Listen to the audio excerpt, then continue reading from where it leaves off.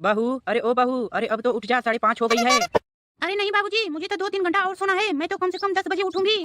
अरे बहू, तुझे तो पता है ना, सोयाबीन कटाई का सीजन चल रहा है और मजदूर भी नहीं मिल रहे हैं। सोयाबीन कटाई हो या गेहूं कटाई, मुझे उससे कोई लेना देना नहीं है। मैं तो अपने समय से 5 मिनट पहले भी नहीं उठूंगी।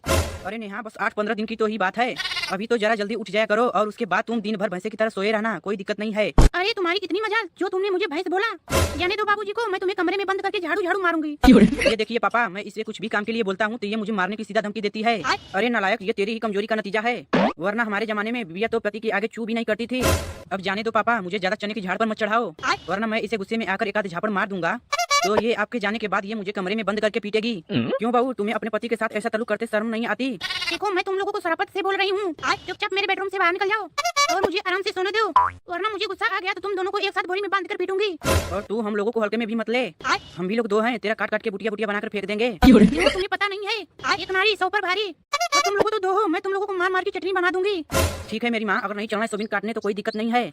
मैं अपने बेटे के साथ जा रही हूँ सोयाबीन काटने, तेरा जब मन करे तब चले आना या मत आना, और हमारे लिए कम से कम समय पर खाना तो बना देना। ये हुई ना बात। अब आया हूँ पहाड़ के नीचे। मम्मी, आज मुझे जल्दी मत उठाना। तो बेटे, तुम 8 बजे तक सोए रहोगे तो मैं सोने दूंगी क्या? इस तरह से तुम आलसी बन जाओगे। अरे मम्मी, तुम समझा करो ना, कल रात मैं दोस्त के शादी में गया था, इसीलिए मैं सो नहीं पाया हूँ।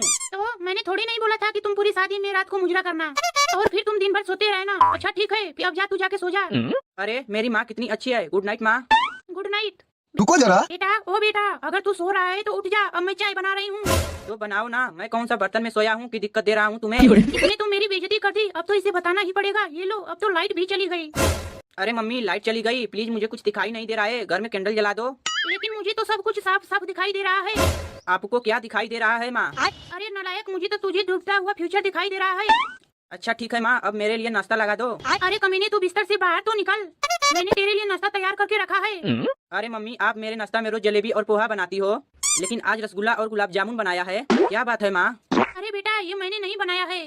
अच्छा, अपने लाडले बेटे के लिए स्पेशल मंगवाया होगा होटल से। अरे नहीं रे पगले, पड़ोसी के यहाँ रसगुल्ला और गुलाब जामुन बना था, लेकिन उसमें कुत्ते ने मुंह डाल दिया तो वो फेंकने जा रही थी, तो मैंने उनसे बोला कि अरे बहन जी फेंकिए मत, ये मुझे दे दीजिए, मेरा बेटा खा लेगा। क्या मम्मी, आपको मुझे कुत्ते का जूठा खिलाते हुए शर्म नहीं आई? अरे कमीने, इसमें शर्म वाली कौन सी बात है? इसमें कुत्ते और तुझमें क्या अंतर है? तो क्या मैं कुत्ता हूँ? देखो मम्मी, मुझे दीदी देख देख के हंस रही है।